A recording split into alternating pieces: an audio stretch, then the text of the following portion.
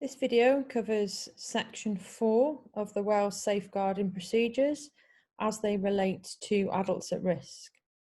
Section 4 focuses in on planning and intervention for adults at risk of abuse and/or neglect.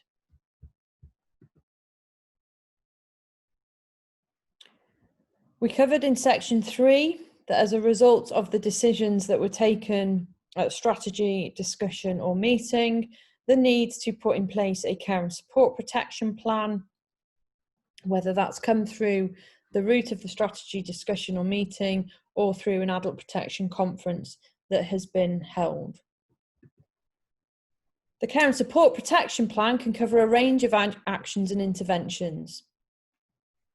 The purpose of those action interventions, the purpose of the plan, is to remove or reduce the risk of abuse or neglect to the individual, to protect them, to be safe from abuse or neglect, to address any risky situations, and where appropriate to support carers to continue providing care to the adult at risk.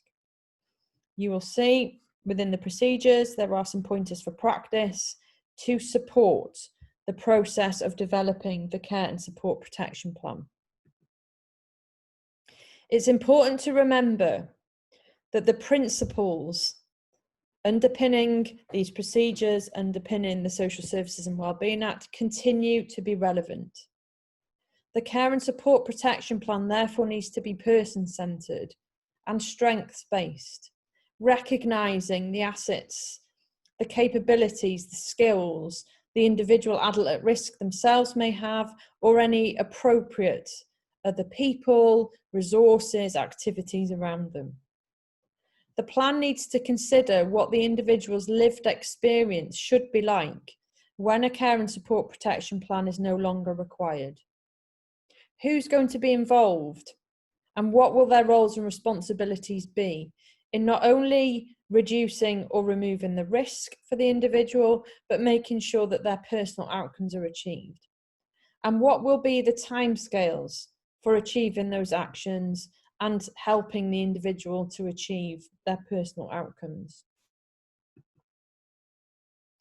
A reminder that the purpose of the conference is to produce or revise the care and support protection plan. It's through this arena that the plan will be developed and reviewed.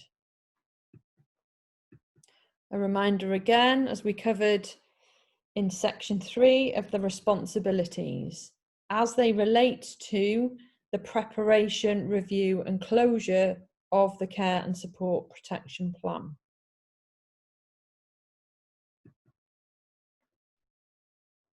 So the plan will run. There will be conferences held as they are required in order to make sure that that plan is achieving the outcomes it's intended to achieve, is completing the actions it is required to complete. The care and support protection plan will be reviewed by the strategy group. This is the terminology referred to in the procedures. It's important to note at this point that the members of the strategy group, as was initially put together under the requirements to have a strategy group and decision, could well be a different group of individuals who are taking part in the adult protection conference process. So almost the conference group, if you like. But that care and support protection plan will be reviewed at least every 6 weeks. The purpose being to ensure the adult is safe from abuse and neglect and that their care and support needs are being met. To ensure that the strategy group or the group that are implementing the plan have completed the actions that are detailed in the care and support protection plan, and to reach a decision as to whether the plan needs to be continued.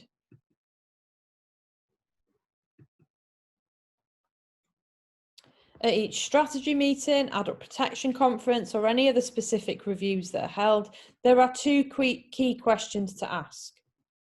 What evidence is there that the care and support protection plan is no longer required because the adult is safe from harm? Or are we considering what evidence there is that the care and support protection plan should continue and or be revised in order to protect the adult at risk from abuse and neglect? You will see here one keyword used twice, and that is, what is the evidence? It's the evidence that will be contained in the reports that people are required to produce and present to the conference. It will be the evidence that's discussed during these meetings.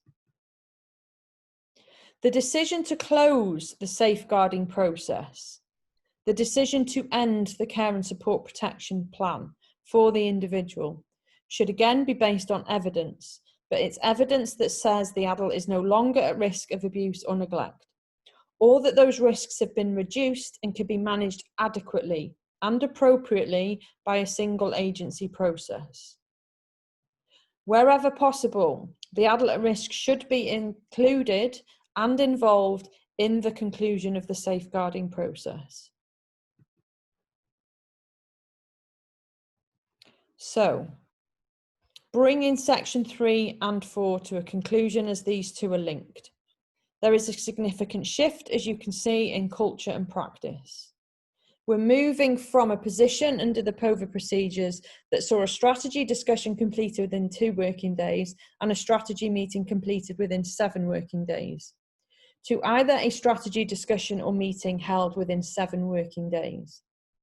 Under POVA procedures, there were 6 possible outcomes from a strategy discussion or meeting.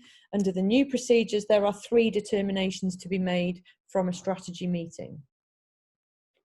Previously, we would have held a case conference. We are now holding an adult protection conference, and a reminder again of the change, not only in the title of key individuals, but with that comes a change in some of the responsibilities that are attributed to each of those roles and responsibilities.